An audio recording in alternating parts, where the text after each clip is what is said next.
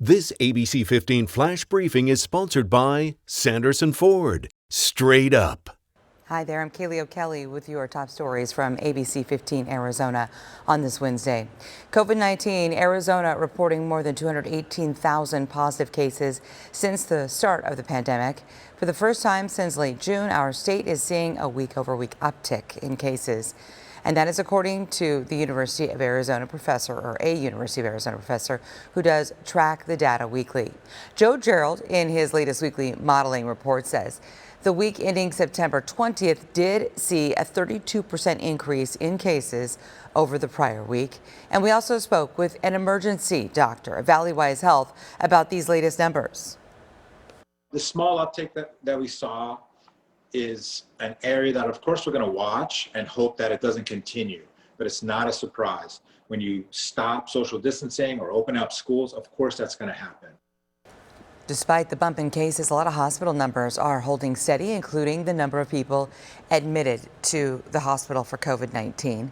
Data from the state is showing that number is among the lowest it's been since the month of April. Well, last night's debate, no doubt, stirring a lot of political conversation, especially on social media, if you've been perusing the social media sites yet. A University of Arizona professor is also telling us here social media is having a bigger influence on elections than ever before. You've likely seen a political ad pop up on your social media feed urging you to vote for a candidate. Professor Kate Kinsky says predetermined algorithms and who we follow on social media could lead to skewed views. Social media, again, tend to feed us what we want to believe, what our friends and family may believe, without thinking about others. And I think there's that tendency for us to become so self-centered and so self-focused because it's feeding us our desires.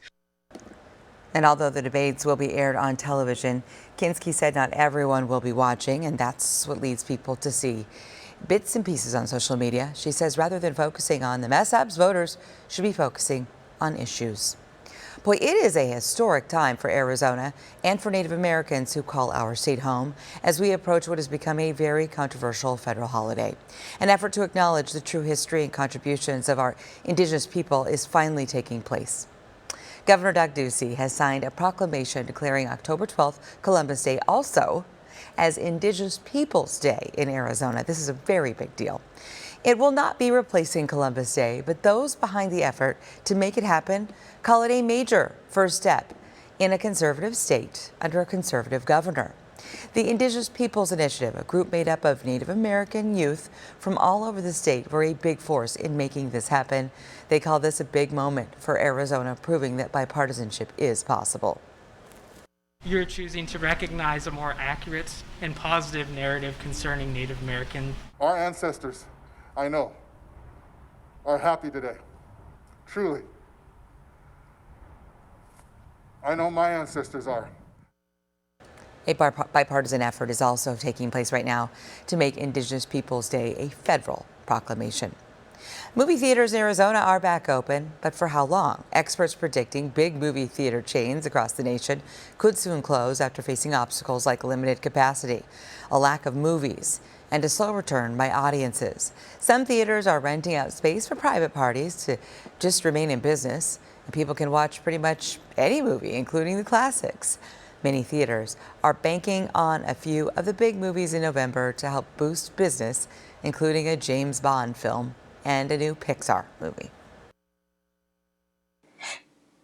Monsoon 2020 is going down as the least active on record with just 2 actual days of measurable rainfall. So again, not much activity. We ended up with an inch of rain, so it wasn't technically the driest on record, but the least active as the bulk of that inch of rain fell on just a single night. High pressure remains in control as we wrap up the season and head into the new month. And it's that ridge of high pressure that's going to stay in place across the western region, keeping us dry, keeping us sunny, and also keeping us hot with unseasonably hot weather each afternoon. Today, a high of 104 up to our west. We'll top out at 106 at Lake Havasu and not far from 110 today in Yuma. Temperatures in the low to mid 90s from Payson to Sedona to Globe, and temperatures topping out near 80 in spots like Flagstaff and along the rim.